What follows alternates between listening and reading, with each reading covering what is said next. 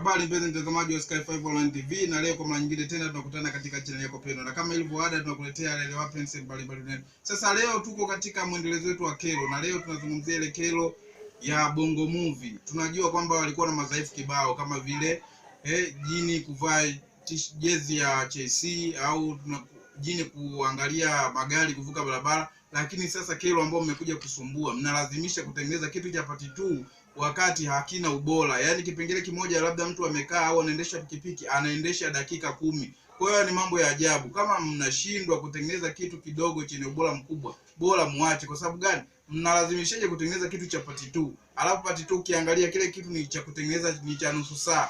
Unaona? Yote unamaliza part 1 na part 2.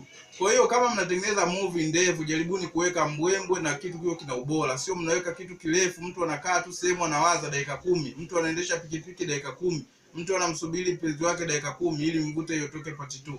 Kama mnajijua hamwezi kubuni vitu vizuri, watu waache kuangalia season wakaangalia movie zetu. Mnalalamika eti kwamba season zinaharibia soko.